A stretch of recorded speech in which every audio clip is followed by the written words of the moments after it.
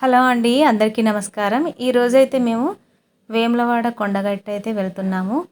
మా అక్క వాళ్ళతోనైతే వెళ్తున్నాము. ముందుగా వేములవాడకైతే వెళ్తున్నాము. ఇప్పుడు చూడండి, వేములవాడకైతే వచ్చేసాము. ఇక్కడైతే చాలా షాప్స్ అయితే బాగున్నాయి. వేములవాడ అయితే ఎంట్రీ ఇచ్చేసాము. ఇక్కడ ముందుగా వేములవాడ దర్శనం చేసుకోవడానికి ముందు కోడెలాగనైతే కట్టేద్దామని అయితే కోడెలాగా టికెట్ అయితే తీసుకున్నాము. టికెట్కి 500, అంటే 500 టికెట్ కొంచెం ముందు జరుగుతుంది దర్శనం అని చెప్పారు. తర్వాత 300 టికెట్ కూడా ఉంది.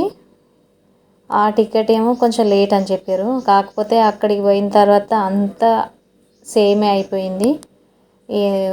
ఇదైతే టికెట్ అయితే తీసుకున్నాము. టికెట్ తీసుకొని లాగిన్ అయితే కట్టేస్తున్నాము. నేను మా బాపు ఇద్దరం కలిసి ఒక కోడ లాగిన్ అయితే పట్టుకున్నాము.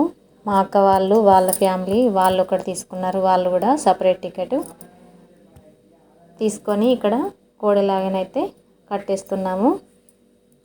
తర్వాత ఇక్కడ కోడ లాగిన్ కట్టేసిన తర్వాత ఆ శివయ్యని కూడా దర్శనం చేసుకొని బయటికి వచ్చేసాము. అక్కడ లోపల మనకు కెమెరాలు అలా ఉండవు కదా, అందుకే తీయలేకపోయాను.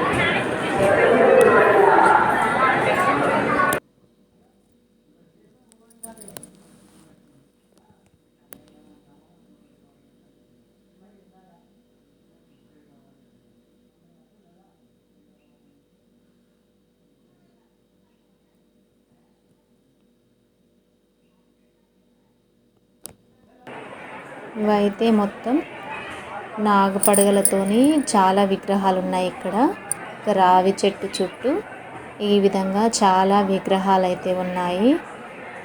ఈ టెంపుల్ ప్రతి సంవత్సరం మనకు మారుతుంది. దాన్ని ప్రతి సంవత్సరం కూడా అభివృద్ధి చేస్తున్నారు, అందుకే చేంజ్ అవుతుంది. ఓడలాగలను అయితే బాగా మంది కట్టేస్తున్నారు.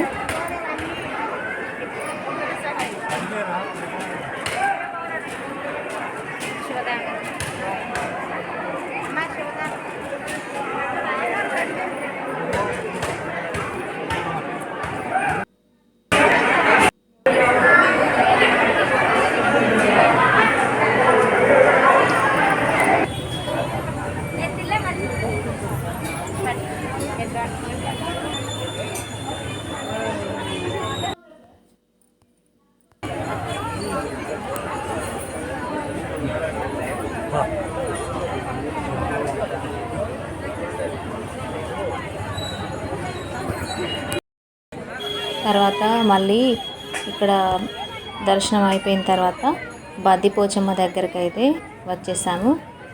బద్దిపోచమ్మ దగ్గర కూడా బాగా మంది ఉన్నారు.